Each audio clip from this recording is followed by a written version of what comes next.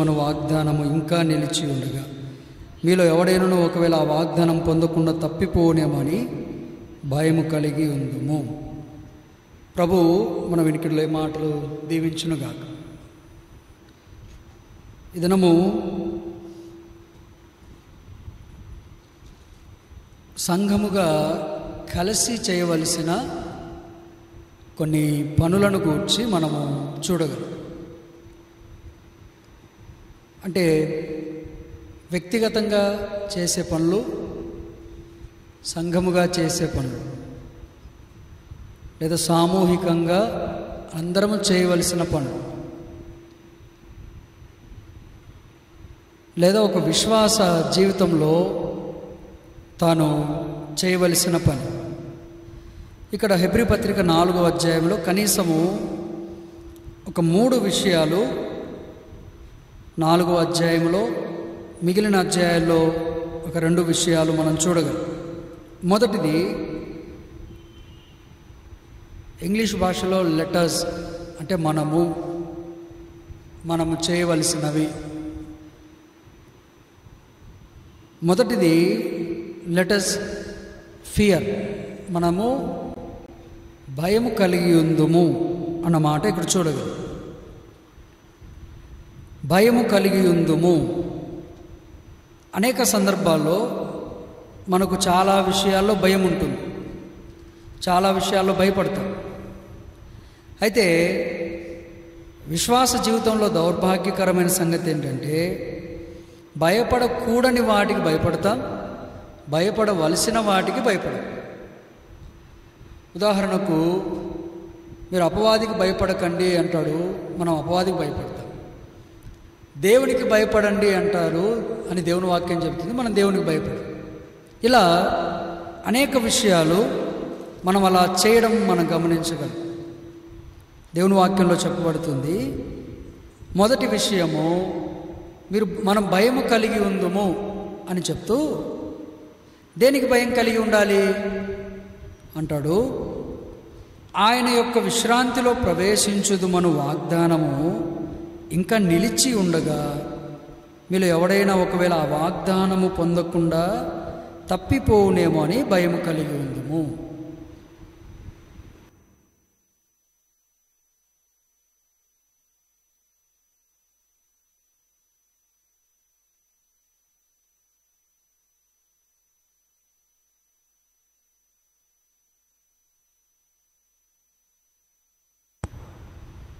కాబట్టి దేనికి భయం కలిగి ఉండాలి అంటున్నాడంటే, ఒక వాగ్దానం మనకి ఇవ్వబడింది. ఆ వాగ్దానము మనం ఒకవేళ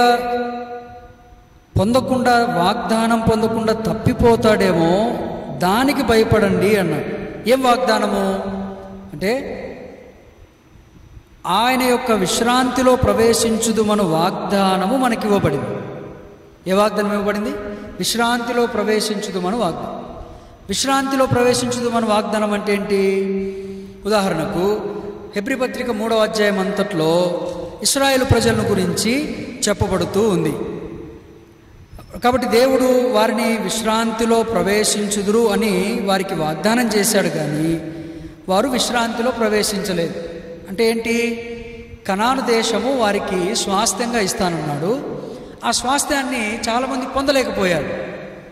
అది వారికి తాత్కాలికమైన విశ్రాంతి స్థలం. It is a temporal rest place.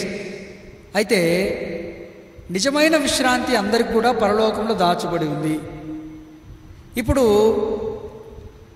ఇశ్రాయేలీయులైన వారికి విశ్రాంతి ఉందని చెప్పిన ప్రభు వారికి విశ్రాంతి ఇవ్వడానికి మోషేని ఏర్పాటు చేసుకొని ఐగుప్తులో నుండి పిలిచి కనాను దేశానికి తీసుకొని వెళ్ళడానికి ప్రయాణమైపోయారు. చాలామంది ఆ విశ్రాంతిని పొందలేదు, కనాను దేశం చేరలేక అరణ్యంలో రాలిపోయారు. అంటే వారు విశ్రాంతిని పొందలేకపోయారు. ఇప్పుడు మనలను గూర్చి ఆ మాట చెప్తూ మీకు కూడా విశ్రాంతి ఉంది అని దేవుడు వాగ్దానం ఇచ్చాడు, కానీ ఒకవేళ ఇశ్రాయేలీయుల వలె మీరు ఆ విశ్రాంతిలో ప్రవేశింపకుండా ఆ విశ్రాంతిని పోగొట్టుకుంటారేమో దానికి భయపడండి అన్నాడు. అంటే అంటే భయం కలిగి ఉందుము అన్నాడు. సరే, వారు విశ్రాంతిలో ప్రవేశింపలేకపోవడానికి కారణం ఏంటి? మనం అసలు ఆ విషయానికి ఎందుకు భయపడాలి అంటే, ఒక మాటలో చెప్పాలంటే, విశ్వాసులారా, దేవుని పిల్లలారా, మీకు పరలోకం ఉందని వాగ్దానం ఉంది, కానీ పరలోకానికి వెళ్తారు అని వాగ్దానం ఉంది, కానీ అసలు మీరు పరలోకానికి వెళ్తారో లేదో భయం కలిగి ఉండండి అని వాగ్దానం అని చెప్పబడుతుంది. అంటే పరలోకానికి వెళ్తాము అన్న వాగ్దానం ఉన్నంత మాత్రాన పరలోకానికి వెళ్ళము. కనాను దేశానికి వెళ్తారు, మిమ్మల్ని తీసుకువెళ్తాను అని దేవుడు వాగ్దానం చేసినంత మాత్రాన, వారు బయటకు వచ్చినంత మాత్రాన కనాను దేశంలో ప్రవేశింపలేదు. మరి వారు ఎందుకు ప్రవేశించలేకపోయారు? హెబ్రీ పత్రిక 3వ అధ్యాయం. హెబ్రీ పత్రిక 3వ అధ్యాయం. మనం ఎందుకు భయం కలిగి ఉండాలి అంటే, వారు ఎందుకు ప్రవేశింపలేకపోయారో మనం తెలుసుకుంటే దాన్ని బట్టి మనకు అర్థమవుతుంది మనం భయం కలిగి ఉండాలి అని. హెబ్రీ పత్రిక 3వ అధ్యాయము 12వ వచనంలో మొదటి విషయం మనం చూడగలం. సహోదరులారా, చదువు.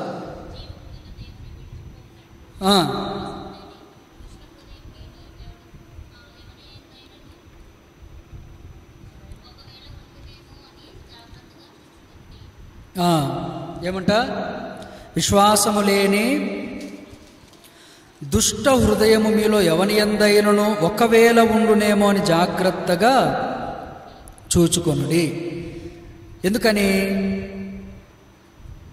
వారు విశ్రాంతిలో ప్రవేశింపలేకపోవడానికి కారణం ఏంటంటే, వారిలో విశ్వాసము లేని దుష్ట హృదయం వారు కలిగి ఉన్నారు.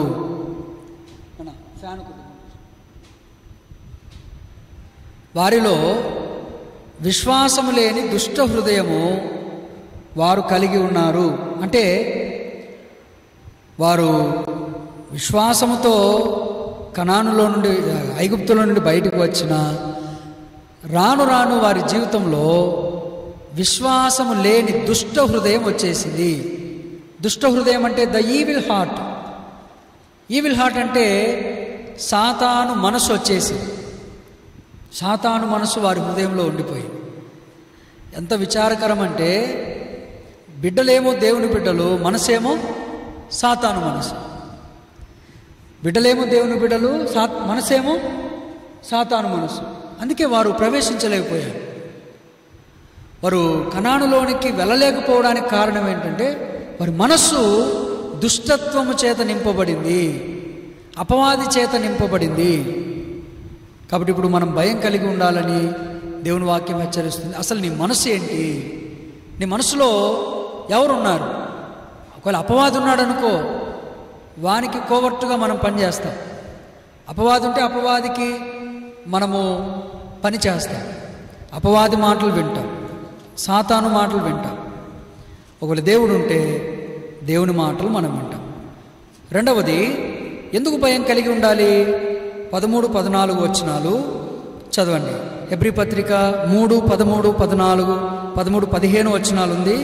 13, 14 మాత్రమే చదువుదాం. బిగ్గరగమ్మ. నేడు మీరు ఆయన శబ్దమును వినిన ఎడల కోపము పుట్టించినప్పటి వలె మీ హృదయములను కఠినపరచుకొనకుడి అని ఆయన చెప్పెను గనుక, పాపము వలన కలుగు భ్రమ చేత మీలో ఎవడునూ కఠినపరచబడకుండునట్లు. చాలు. రెండవది, వారు ఏం చేశారంటే, తమ హృదయములను వారు కఠినపరుచుకున్నాడు. The hard and heart. Hard and heart అంటే చాలా కఠినమైపోయినటువంటి హృదయం. మొదటిదేమో విశ్వాసము లేని దుష్ట హృదయం. రెండవది వారి కఠినమైన హృదయం. స్టబ్బర్నెస్ అంటారు. స్టబ్బర్నెస్ అంటే లైక్ ఎ స్టోన్, రాయిలాగా కఠినమైన హృదయం. రాయిలాగా కఠినమైన హృదయం అంటే ఇక హృదయం కఠినపరచబడితే ఇక మారదంతే. ఎవరో ఒక విషయం, ఎవరైందైనా ఒక విషయం మన కీడు చేసిన వాళ్ళు ఉన్నారనుకోండి, వారి విషయాల్లో కొన్నిసార్లు మనం ఏం చేస్తాము? కఠినపరుచుకుంటాం. మనసు ఏం చేస్తాం? వీళ్ళతో మాట్లాడొద్దు, వీళ్ళ జోలి వెళ్ళొద్దు, వీళ్ళ విషయాలు మనమేం పట్టించుకోకూడదు అని మనము హృదయాన్ని కఠినం చేసుకుని అలాగనే ఉంటాం.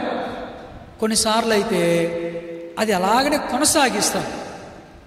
అయితే ఇక్కడ దేవుని వాక్యం చెప్పబడుతుంది, వారు దేవుని విషయాల్లో వారు కఠినపరుచుకొని దేవునికి ఏం చేశారంటే కోపం పుట్టించారు. దేవునికి ఏం చేశారు? కోపం పుట్టించారు. ఎందుకు హృదయం కఠినపరచబడింది? వారికి హృదయం ఎందుకు కఠినపరచబడింది? ఇశ్రాయేలీయులు దేవుని పిల్లలే కదా, దేవుని మనస్సును ఎరిగిన వారు కదా, మరి ఎందుకు కఠినపరచబడ్డారు అంటే అక్కడ రాయబడింది, వారి హృదయ కాఠిన్యమునకు కారణం ఏంటంటే పాపము వలన కలుగు భ్రమ చేత. పాపం వలన కలుగు భ్రమ చేత. పాపం ఏం కలుగు చేస్తుందంట? భ్రమను కలుగు చేస్తుంది. పాపం ఏం కలుగు చేస్తుంది? భ్రమను కలుగు చేస్తుంది. ఇది చాలా భయంకరమైన శోధన. పాపము ఒక వ్యక్తిని భ్రమలో ఉంచేస్తుంది. పాపము ఒక వ్యక్తిని ఏం చేస్తుంది?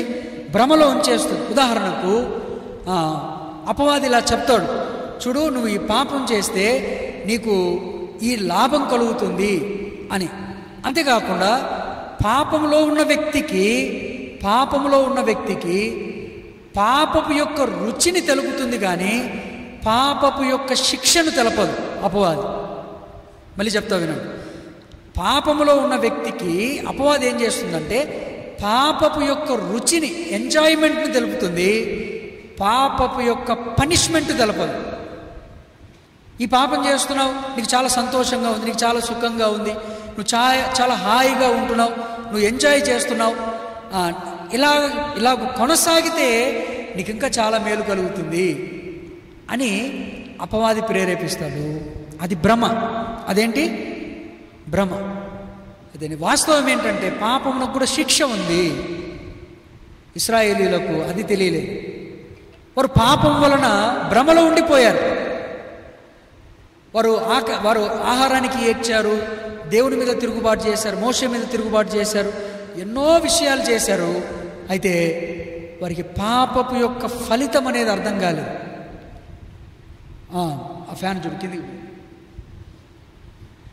పాపపు యొక్క భ్రమలో ఉండిపోయారు. నేటి దినాల్లో చాలామంది ఒక ప్రశ్న నన్ను అడిగారు. ఈ మధ్యకాలంలో గత 4 మాసాలుగా చాలామంది నన్ను ఒక ప్రశ్న అడుగుతున్నారు. బ్రదర్, చాలామంది వారికి ఎన్నిసార్లు దేవుడు గద్దిస్తున్నా, వారిని ఎన్నిసార్లు దేవుడు శిక్షిస్తున్నా వారు ఎందుకు మార్పు చెందట్లేదు? వారు చేస్తున్న పనులను గురించి వారికి గ్రహింపు రావట్లేదు? చిన్న గాయం తగిలితేనే మనము వెంటనే మనం చేసే తప్పులో నుంచి మనం బయటపడతాం కదా, మరి ఎందుకు వారు సరిచేయబడకుండా అలాగనే పాపంలో కొనసాగుతున్నారు అని అడిగితే ఈ వాక్యమే చూపించారు. వారికి ఏముందంటే పాపం వలన కలుగు భ్రమ ఉంది. వారు చేస్తున్న పాపము వారికి గ్రహింపు రావట్లేదు. వారు చేస్తున్నదే సరి అయినదని భ్రమలో ఉండిపోయారు. వారు చేస్తున్నదే సరి అయినదని. వారు అక్రమం చేస్తుంటే ఆ అక్రమమే సరి అయినది, వారు అన్యాయం చేస్తుంటే ఆ అన్యాయమే సరి అయినది, వారు మోసం చేస్తుంటే ఆ మోసమే సరి అయినది అని అపవాది వారికి ఏం కలుగు చేస్తుంది? చెప్పాలి, ఏం కలుగు చేస్తుంది? భ్రమ కలుగు చేస్తుంది. భ్రమలో ఉండిపోయారు. ప్రియనేస్తమా, సహోదరుడా, సహోదరి, నీవు ఏ పాపములో ఉన్నా పాపము నిన్ను భ్రమపరుస్తూ ఉంటే నీ హృదయము పాప విషయమై, అంతేకాకుండా పరిశుద్ధత విషయమై కఠినపరచబడుతుంది. దేవుని విషయమై కఠినపరచబడుతుంది. ఇక దేవుడు మాట్లాడుతుంటే ఈ హృదయం మారదు, మార్పు చెందదు. అలా పాపంలోనే కొనసాగుతారు. జాగ్రత్త. నీవు దేవుని విశ్రాంతిని పొందకుండా, ఒకవేళ వాగ్దానం చేయబడిన నువ్వు పొందకుండా కోల్పోతావేమో. నీ కఠినమైన హృదయముతో జాగ్రత్త, భయం కలిగి ఉండు. ఇది 2వ హెచ్చరిక. 3వది, వారు ఎందుకు తప్పిపోయారు? 16వ వచనం, 3:16 హెబ్రీ పత్రిక, book of Hebrews chapter 3 verse 16. విని చాలు. విని కోపం పుట్టించిన వారెవరు? విని కోపం పుట్టించుట, వినకుండా కోపం పుట్టించుట. విని కోపం పుట్టించిన వారెవరు అంటే అర్థం ఏంటి? దేవుని మాటలు విన్నారు, మోషే మాటలు విన్నారు, ధర్మశాస్త్రం చదువుతుంటే విన్నారు, దేవుడు మాట్లాడుతుంటే విన్నారు, ప్రవక్తలు మాట్లాడుతుంటే విన్నారు.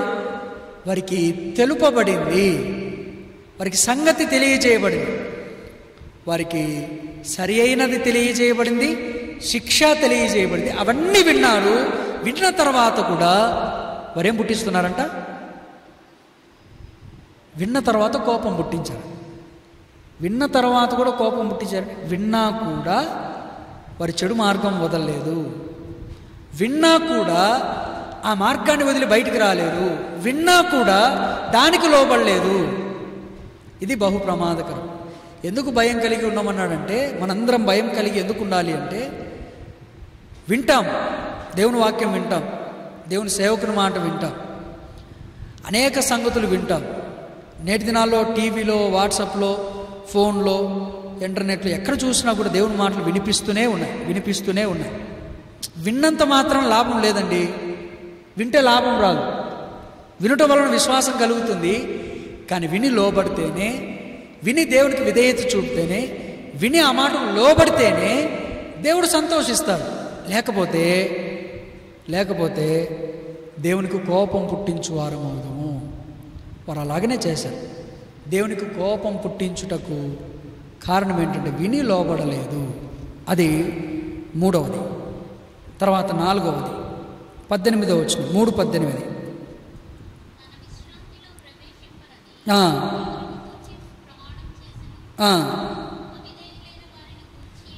అవిధేయులైన వారిని గూర్చియే కదా.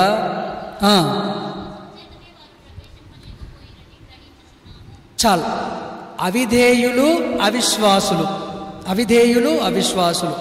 అవిధేయత అవిశ్వాసం, డిజొబీడియన్ అండ్ అన్బిలీఫ్నెస్.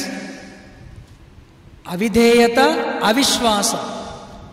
అవిధేయత అంటే ఏంటి? విధేయత చూపకపోవడం. దేవునికి లోబడలేదు, దేవునికి విధేయత చూపలేదు, దేవుని మాటలకు లోబడలేదు, మోషేకు లోబడలేదు, ప్రవక్తలకు లోబడలేదు, దైవికమైన క్రమానికి లోబడలేదు. అందుకు వారు ప్రవేశింపలేకపోయారు. ప్రియ సోదరుడా, ఈ సమయంలో దేవుడు నీతో మాట్లాడుతున్నాడు. నీవు దేవుని మాట వినకపోయినా, దేవుని సేవకుని మాట వినకపోయినా, ప్రవక్త మాట వినకపోయినా, ధర్మశాస్త్రమందలి దేవుని వాక్యములకు లోబడకపోయినా, నీవు కోల్పోయేది ఏంటంటే, నీకు చేయబడిన వాగ్దానం చేయబడిన ఆ ప్రదేశాన్ని, విశ్రాంతిని నువ్వు కోల్పోతావు. విశ్రాంతి అంటే the rest place is speaks about the heaven. పరలోకం గురించి మాట్లాడుతాం. పరలోకంలో నెమ్మది ఉంది, విశ్రాంతి ఉంది. అవిధేయత వలన వారు కోల్పోయారు. ఇక చివరిది, 5వది అవిశ్వాసం, అన్బిలీఫ్నెస్. వారు ఎన్నిసార్లు అవిశ్వాసం చూపారు, ఎన్నిసార్లు. అవిశ్వాసం చాలా చెడ్డది. అంటే ఇక్కడ ఒక విషయం చెప్పాలి. అవిశ్వాసము ఎప్పుడు కలుగుతుందంటే విశ్వాసం ఉంచినప్పుడు కలుగుతుంది. అవిశ్వాసం ఎప్పుడు కలుగుతుంది అంటే విశ్వాసం ఉంచినప్పుడు కలుగుతుంది.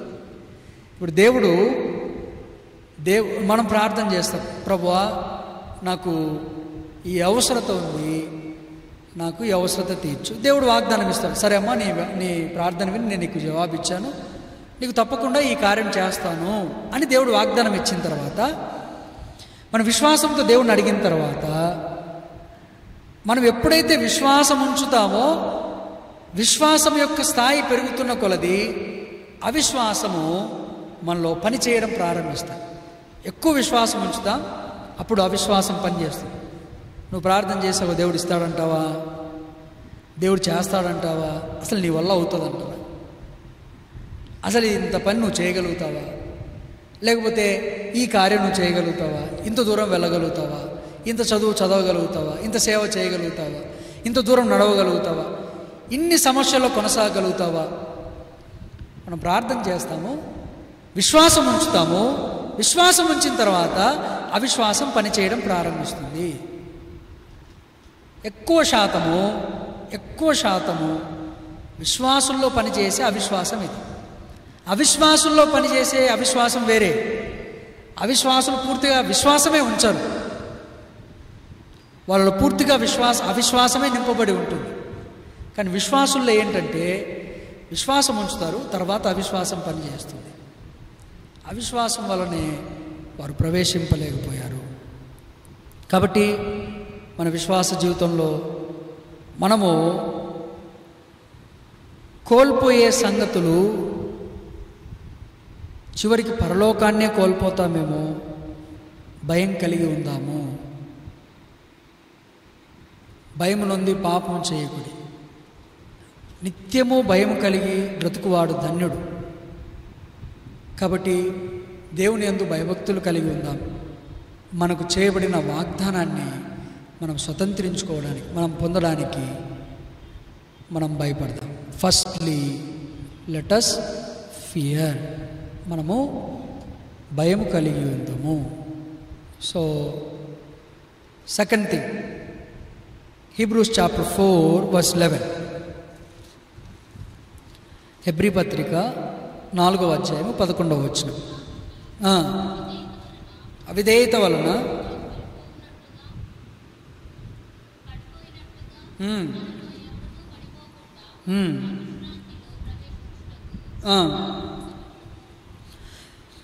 కాబట్టి అవిధేయత వలన వారు పడిపోయినట్లుగా మనలో ఎవడునూ పడిపోకుండా ఆ విశ్రాంతిలో ప్రవేశించుటకు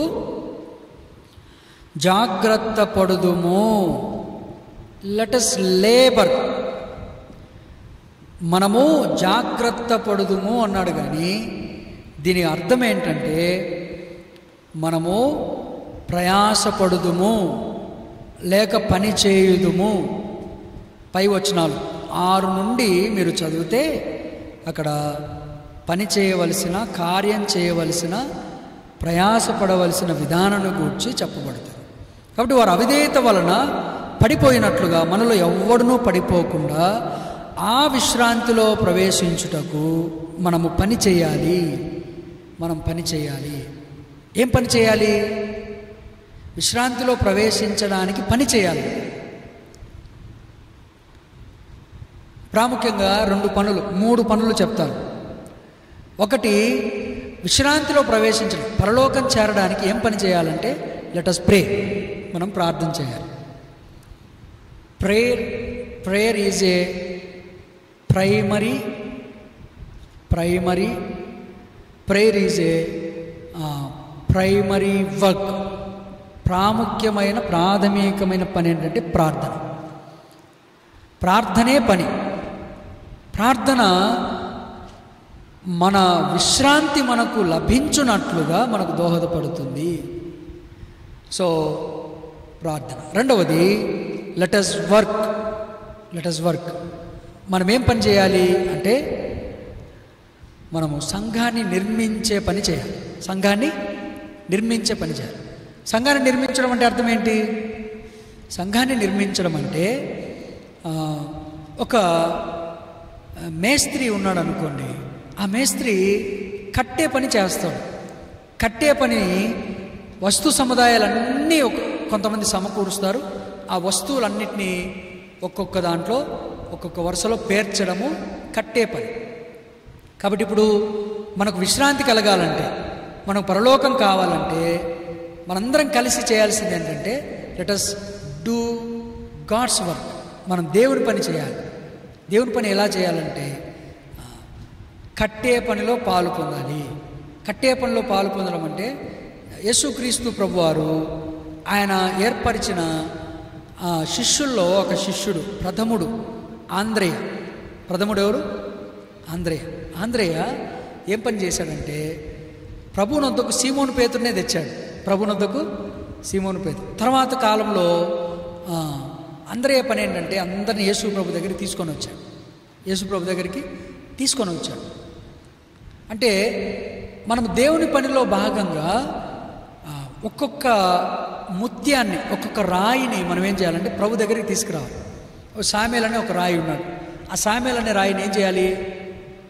ప్రభు దగ్గరికి తీసుకురావాలి, ప్రభు దగ్గరికి తీసుకురావాలి.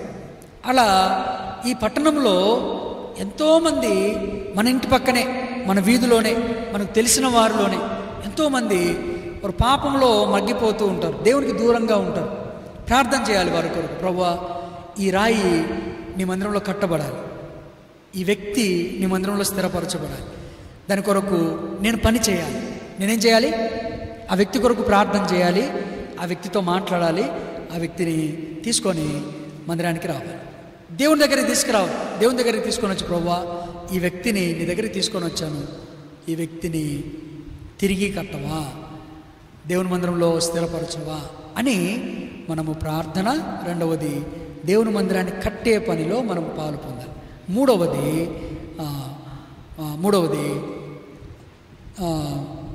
Let us do the work of gospel. మనం సువార్త పని చేయాలి. మనం ఏం చేయాలి? సువార్త పని చేయాలి, అనేకులకు ప్రకటించాలి. అనేకులకు ఏం చేయాలి? ప్రకటించాలి. దేవుని నామమును ఎరుగని అనేక ప్రదేశాలు, అనేక మందికి ఒక్కరికైనా మనం సువార్త చెప్పాలి. సో ఇది మనము విశ్రాంతిలో ప్రవేశించుటకు చేయబడిన వాగ్దానమును మనము స్వతంత్రించుకొనుటకు సహాయపడతాయి. క్రైస్తవులమైనంత మాత్రాన పరలోకం ఏం రాదు. ఆ విశ్రాంతిలో ప్రవేశించుదు మన వాగ్దానమున్న కోల్పోయిన వారు ఎందరో ఉన్నారు కదా. కాబట్టి మనం బహుజాగ్రత్త కలిగి లెట్ us లేబర్, మనం పని చేయుదుము. అది రెండవది. మొదటిదేంటి? లెట్ us ఫియర్, మనం భయం కలిగి ఉందుము. Second thing, let us labour, మనం పని చేయదు, మనం ప్రయాసపడదు, ప్రభు పనిలో ప్రయాసపడదు, అలసిపోకూడదు, ప్రభు పనిలో విసిగిపోకూడదు, ప్రభు పనిలో సోలిపోకూడదు. VBSలో పాపం వారం రోజులు పనిచేశారు, ఇక అందరూ అలసిపోయారు. అందరూ ఏమైపోయారు? అలసిపోయారు. శరీరంతో ఉన్నాం కాబట్టి అలసిపోతాం, శరీర బలహీనత. అయితే శరీరం అలసిపోతుంది కానీ ఆత్మ అలసిపోకూడదు. శరీరం అలసిపోతుంది కానీ ఆత్మ అలసిపోకూడదు. ఆత్మ అలసిపోవడం అంటే ఏంటి? ఆత్మ అలసిపోవడం అంటే వారం రోజులు పనిచేసాం కదా, ఈరోజు పడుకొని నిద్రపోదాంలే, ఈరోజు ఏం పోతావులే, ఈరోజు ఏం చేస్తావులే, చేసే చాలా ఉందిలే, ఏం చేస్తావాడు, అది అలసిపోవడం. శరీరం బలహీనమైన ఆత్మ సిద్ధంగా ఉంటే ఆత్మ నిన్ను పడుకోనివ్వదు, ఆత్మ నిన్ను పడుకోనివ్వదు. కాబట్టి మనకు ఎంతోమంది మాదిరిగా ఉన్నారు, గొప్ప గొప్ప దైవజనులు. వారు అవిరామంగా పనిచేశారు, ప్రయాసపడ్డారు.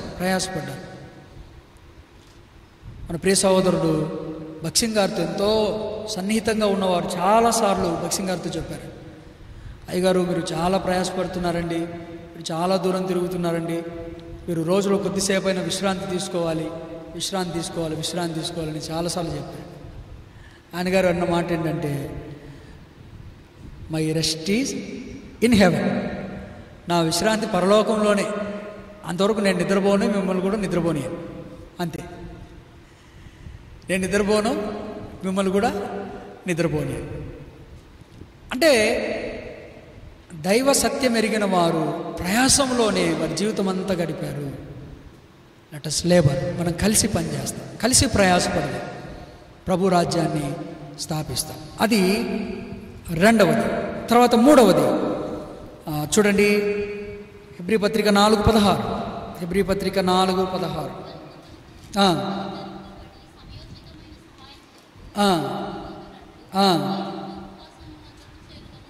ధైర్యముతో కృపాసనమునొద్దకు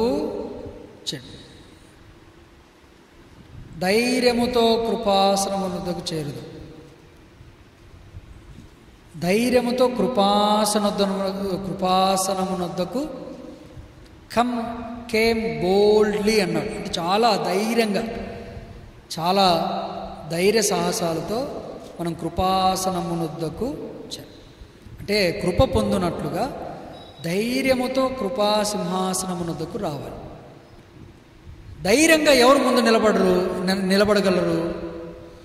టీచర్ ముందైనా, తల్లిదండ్రుల ముందైనా, ఎవరు ధైర్యంగా నిలబడగలరు? తప్పు చేయని వారు, అంతే కదా, పొరపాటు చేయని వారు ధైర్యంగా నిలబడగలరు. అంటే మనము విశ్రాంతిలో ప్రవేశించడం కొరకు ఎప్పుడూ మనం పవిత్రంగా ఉన్నట్లుగా చూసుకొనవలెను.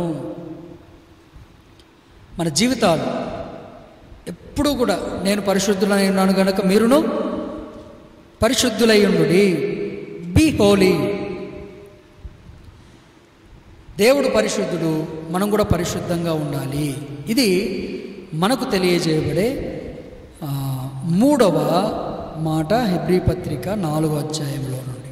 కాబట్టి మొదటిది be let us fear, and secondly let us labour, and thirdly let us come boldly. మనము ధైర్యంతో కృపాసనమునొద్దకు చేరు. తర్వాత 4వది హీబ్రూస్ చాప్టర్ 6:1, హెబ్రీ పత్రిక 6:1, హెబ్రీ పత్రిక 6:1 చదవండి. కాబట్టి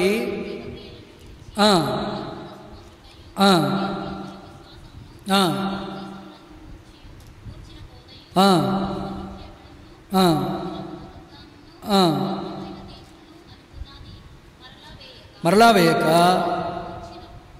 మూలోపదేశం మాని సంపూర్ణుల మగుటకు సాగిపోవుదము. Let us go on. మనము సాగిపోవాలి.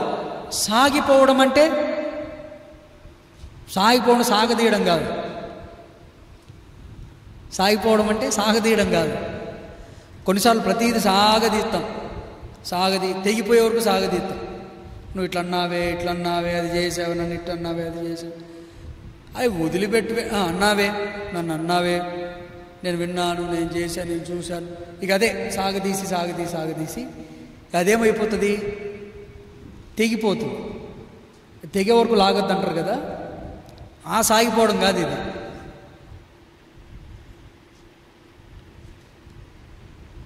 ఇక్కడ విశ్వాస జీవితంలో కొన్ని ద ఫెయిత్ ఫౌండేషనల్ థింగ్స్ చెప్పాడు. విశ్వాస పునాది సత్యాలు చెప్పాడు. ఏంటవి? కాబట్టి నిర్జీవ క్రియలను విడిచి మారు మనసు పొందుటయు, దేవుని యందలి విశ్వాసము, బాప్తిస్మం కూర్చున్న బోధ, మృతుల పునరుద్ధానము, హస్త నిక్షేపణ, మృతుల పునరుద్ధానం, నిత్యమైన తీర్పు అను పునాదిని మరలా వేయక సంపూర్ణుల మగుటకు సాగిపోవుదము. ఈ విషయాన్ని చాలా వివరంగా చెప్పాలంటే సమయం లేదు. మూల పాఠములు వారికి మరలా బోధింపవలసి వచ్చిందంట. మూల పాఠాలు మరలా బోధించాల్సి వచ్చింది. అంటే వారు ఏం మర్చిపోయారంటే ఫౌండేషన్స్ మర్చిపోయారు. ఏం మర్చిపోయారు? ఈ దినాల్లో మేము కూడా భక్సింగ్ గారి సహవాసం, మేము భక్సింగ్ గారి సహవాసం అని చెప్పుకునేటోళ్ళు, వాడు ఎక్కడి నుంచి వచ్చాడో తెలియదు, వాడి సువార్త అంటే తెలియదు, సండే స్కూల్ అంటే తెలియదు, VBS అంటే తెలియదు, బైబిల్ స్టడీ అంటే తెలియదు, ఆరాధన అంటే తెలియదు, సంఘ ప్రార్థన అంటే తెలియదు. ఇక మళ్ళీ సంఘ పెద్దలుగా చలామణి అవుతారు, సేవకులుగా చలామణి అవుతారు, విశ్వాసులుగా చలామణి అవుతారు. బైబిల్లో మూల సత్యాలు, ఫౌండేషన్ థింగ్స్ వారికి తెలియదు. అర్థమైందండి? అర్థమైంది చెప్పింది. ఇప్పుడు అన్నాడు, ఆ పునాది సత్యాలను మరలా ఒకడు మీకు బోధించాల్సి వస్తుంది. ఇంకా ఏం చేయాలి? మళ్ళీ ఆలు ABCDలు దిద్దించాలా? మీరు సంపూర్ణులు అవ్వాలంటే వీటిలో సాగిపోవాలి, వీటిలో కొనసాగాలి.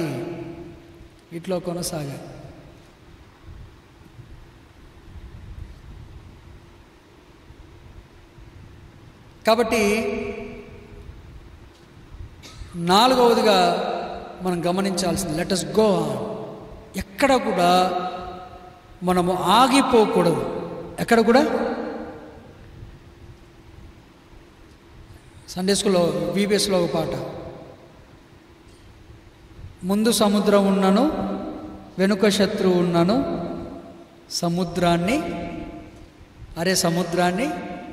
సముద్రాన్ని చీల్చాడురా దేవుడు, శత్రువును హతమార్చరా.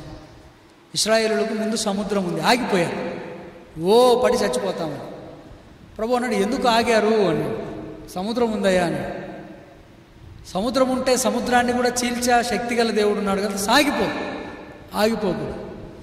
విశ్వాస జీవితంలో, సేవలో, పరిచర్యలో, చదువులో, కుటుంబ సమస్యలు, పోరాటాలు, అనారోగ్యము, లేకపోతే కుటుంబాల్లో ఆటంకాలు, భార్య వలన, భర్త వలన, పిల్లల వలన, అనారోగ్యం వలన, శరీరం వలన, లోకస్తుల వలన, తర్వాత సంఘములో సభ్యుల వలన, ఎటువంటి సమస్యలున్నా విశ్వాస జీవితంలో ఏం చేయకూడదు? Don't stop your run, your race. నీ పరుగు ఆగిపోకూడదు. నీ పరుగు ఏం కావాలి? సాగిపోవాలి, నడుస్తూనే ఉండాలి, నడవాలి. ఈ స్థిరమైన పునాదిలో అలా కొనసాగిపోవాలి. కాబట్టి 4వదిగా మనందరం కలిసి చేయవలసిన పని ఏంటంటే సాగిపోవాలి. విచారకరమైన సంగతి ఏంటంటే చివరి దినాల్లో సంఘంలో కొంతమంది సాగిపోయే వాళ్ళు ఉంటే, కొంతమంది లాగే వాళ్ళు ఉంటారు. కొంతమంది ఏం చేస్తారు? వాళ్ళు సాగిపోతుంటారు, వెనకలు పట్టుకొని లాగే వాళ్ళు ఉంటారు. అంటే నేను రాను, నేను నడవలేను, నువ్వు కూడా నడవద్దు, నేను పోలేదు, నువ్వు కూడా పోవద్దు, నేను పోలేకపోతున్నా, నువ్వు కూడా పోవద్దు. కాబట్టి అలా కాదు, మనందరం ఒకరినొకరు ఏం చేసుకోవాలంటే పురికొల్పుకొని సాగిపోవాలి. తర్వాత 5వ విషయము 10:22, హెబ్రీ పత్రిక 10:22.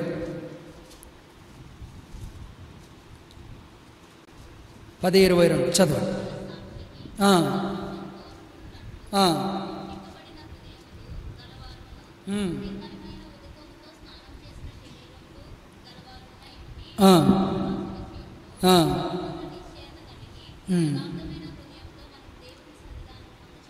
యథార్థమైన హృదయముతో మనము దేవుని సన్నిధానమునకు చేరుదు. Let us draw near to the Lord. Draw near to the God's presence. దేవుని సన్నిధానమునకు దగ్గరగా చేరుదుము. మనందరం దేవుని సన్నిధిలో కనిపించాలి, దేవుని సన్నిధికి రావాలి. దేవుని సన్నిధికి ఎవరు రాగలరు?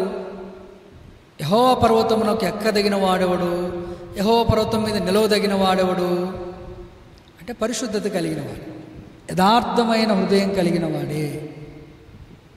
చాలాసార్లు మన జీవితాలు విశ్రాంతిలో ప్రవేశించకుండా వాగ్దానాన్ని కోల్పోయే ప్రమాదం ఎక్కడుందంటే యథార్థత లేకపోవడం వలన. యథార్థత అంటే ద ప్లెయిన్ హార్ట్, యథార్థత ఉండాలి. అప్పుడే విశ్రాంతి యొక్క వాగ్దానాన్ని పొందగలము. అనేకసార్లు యథార్థతకు ప్రతిగా హృదయ కల్మషము ఎక్కువైపోతుంది, కలుషితమైపోతుంది. కాబట్టి కలుషితమైన హృదయం దేవుని సన్నిధికి చేరరు, దేవుని సన్నిధికి దూరంగా వెళ్ళిపోతాడు. కయ్యను ఏమయ్యాడు? దేవుని సన్నిధిలో ఉండి పారిపోయాడు. ఎందుకని? వాళ్ళలో ఏం లేదు, యథార్థత లేదు. అరే నీ తమ్ముడు ఎక్కడరా అని చెప్పాలిగా, వాడే చంపాడు. నీ తమ్ముడు ఎక్కడరా అని చెప్పాలిగా. నాకు తెలియదు, నా తమ్ముడు నాకేం తెలుసు అంటే ఏంటి? అందుకే దేశదిమ్మరి అయిపోయి చివరికి దేవుని సన్నిధిలో నుండి వెలివేయబడి దేవుడు ఏదైతే వాగ్దానం చేశాడో దాన్ని పొందలేకపోయారు. కాబట్టి యథార్థత చాలా ప్రాముఖ్యం. తర్వాత చివరిది 5వది 10:24, 10:24-25 హెబ్రీ పత్రిక.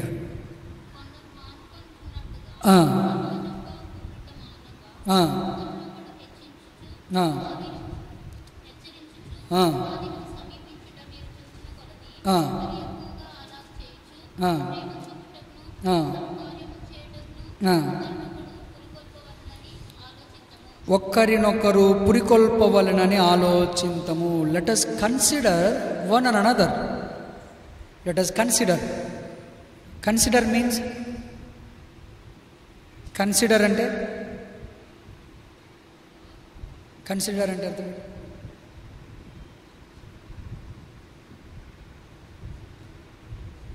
ఒకరినొకరు పురికొల్పమని ఉంది, ప్రోత్సహించమని ఉంది.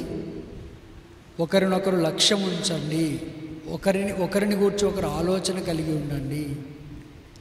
కాబట్టి ఈ 5 ప్రాముఖ్యమైన నియమాలు మనం అందరం కలిసి ఒకరినొకరు పురికొల్పుకోవాలి. ఆ దినం సమీపించుకొలది, కొందరు మానుచున్నట్టుగా సమాజముగా కూడుట మానక ఒకరినొకరు ఏం చేయాలట? హెచ్చరించుకోవాలి. ఒకరినొకరు పురికొల్పుకొని ఏం చేయాలి? పరిస్థితులు అనానుకూలంగా ఉంటాయి, లేకపోతే సమయాలు అనానుకూలంగా ఉంటాయి, ఏది అనుకూలంగా ఉండదు. అయినా ఒకరినొకరు పురికొల్పుకొని దేవుని మందిరానికి రావాలి, దేవుని సన్నిధిలో ఉండాలి, విశ్వాసాన్ని కాపాడుకోవాలి. మనకు ఏర్పాటు చేయబడిన విశ్రాంతిని మనం పొందడానికి అలాగున ఒకరినొకరం పురికొల్పుకోవాలి. కాబట్టి 5 విషయాలు దేవుడు మనతో మాట్లాడి మనల్ని హెచ్చరిస్తున్నాడు. లెట్ us ఫియర్, మనం అందరం కలిసి భయం కలిగి ఉందాము. రెండవది లెట్ us లేబర్, మనందరం కలిసి ప్రయాసపడదాము. తర్వాత మూడవది లెట్ us కమ్ బోల్డ్లీ, మనము ధైర్యంతో కృపాసనమునొద్దకు చేరుదాము. తర్వాత నాలుగవది లెట్ us గో ఆన్, మనము సాగిపోవదాం, ఆగిపోకూడదు. తర్వాత చివరిది లెట్ us కన్సిడర్, నాలుగవది let us draw near God's presence, దేవుని సన్నిధికి ధైర్యంతో కృపాసనమునొద్దకు చేరుదు. తర్వాత ఐదవది let us consider one another. తర్వాత ఒకరినొకరు పురికొల్పుకొని ప్రోత్సాహంతో మనందరం కలిసి ముందుకు కొనసాగునట్లుగా ప్రభు మనకు సహాయపడును గాక. ప్రభు కృప మనందరికీ తోడై నడిపించును గాక. ఆమేన్. ప్రార్థన చేస్తాం. ప్రేమగల పరలోకపు తండ్రి, కృపగల దేవా, నీ ప్రియ కుమారుడు రక్షకుడు యేసుక్రీస్తు ప్రభు వారి శ్రేష్టమైన ఉన్నతమైన నామములో వందనములు స్తోత్రములు చెల్లిస్తున్నాం. ఈ రాత్రికాల సమయంలో మీరు మాకు ఇచ్చిన మంచి సమయం కొరకు వందనాలు. మరి ప్రభు మేమందరం కలిసి చేయవలసిన పనులను గూర్చి మాకు బోధించినందుకై స్తోత్రములు చెల్లిస్తున్నాం. చివరి దినాల్లో ఉన్నాము, విశ్వాసాన్ని కోల్పోయే మరి ప్రభు ప్రమాదం ఉంది. వాగ్దానాన్ని మరి ప్రభు మీరు చేసిన వాగ్దానాన్ని మరి ప్రభు మేము పొందలేని పరిస్థితులు, మరి ప్రభు ఇశ్రాయేలీయులు వారి వాగ్దానాన్ని మరి ప్రభు స్వాస్థ్యాన్ని పొందుతారన్న వాగ్దానం, విశ్రాంతిని పొందుతారన్న వాగ్దానం ఉన్నాను. మరి ప్రభు వాగ్దానాన్ని స్వతంత్రించుకోలేక మరి ప్రభు వారు కోల్పోయిన పరిస్థితులన్నీ మాకు గుర్తు చేస్తూ వచ్చారు. అలా కాకుండా మేమందరం కలిసి మరి ప్రభు భయమును కలిగి జీవించినట్లుగా సహాయపడండి. ప్రయాసపడి ప్రభు కొరకు ఆత్మలను రక్షించి ప్రభు సన్నిధానంలో చేరినట్లుగా సహాయపడమని కోరుచు, ఎవరైతే మరి ప్రభు రాగలుగుతూ వచ్చారో కొడుకు వారిని కూడా దీవించండి. చాలామంది రాలేకపోయారు, వారిని కూడా మరి ప్రభు ముందుకు నడిపించండి. మరి ఎవరు కూడా మరి ప్రభు నిరాశతో వెనుకంజ వేయకుండా సహాయపడండి. విశ్వాస జీవితంలో మీరే ముందుకు నడిపించమని కోరుచు, మా అవసరతల అక్కర్లని ఎరిగిన దేవుడు, మా అక్కర్లు తీర్చుటకు మరి ప్రభు మీరే శక్తి సామర్థ్యములు కలిగిన దేవుడు, మీరే సహాయపడమని కోరుచు, మరి ప్రభు అలాగున ఎవరైతే అనారోగ్యంతో చింతలు విచారంతో ఉన్నారో వారిని కూడా దర్శించమని కోరుచు. ఈ రాత్రికాల సమయంలో మీరు ఇచ్చిన మంచి సమయం కొరకు స్తుతిస్తూ మరి ప్రభు ఎవరెవరైతే మరి ప్రభు భవిష్యత్తు కొరకై ఆయా మరి ప్రభు అవసరతలు కలిగి ప్రార్థిస్తున్నారో వారందరినీ కూడా జ్ఞాపకం ఉంచుకోమని కోరుచు, దయగల శక్తిగల నామంలో మీ ప్రభావం రుజువు చేసి, మీ మహిమ రుజువు చేసి అనేకులలో మరి ప్రభు మీ కార్యము జరిగించండి. న్యూ లైఫ్ మినిస్ట్రీస్ ద్వారా జరుగుతున్న పరిచయం దీవించండి. మరి ప్రభు రాబోయే దినాల్లో మందిర స్థలము నిర్మాణం కొరకై ప్రార్థన చేస్తున్నాం, కనికరించండి. అలాగున ఎవరైతే ప్రార్థిస్తున్నారో వారందరి కొరకై స్తుతులు చెల్లిస్తున్నాం.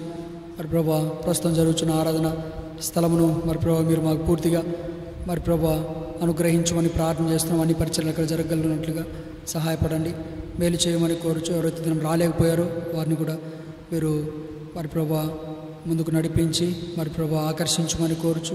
ఎవరైతే ఆన్లైన్లో పాలు పొందారో వారి కొరకై స్తోత్రాలు మరి ప్రభు దీవించమని కోరుచు.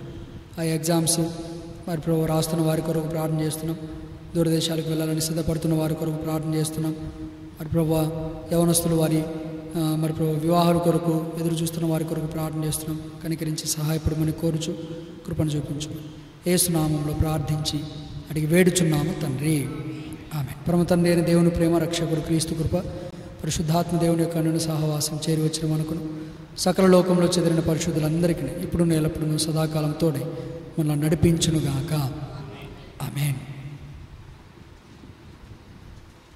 అందరికీ ప్రైజ్ ది లార్డ్.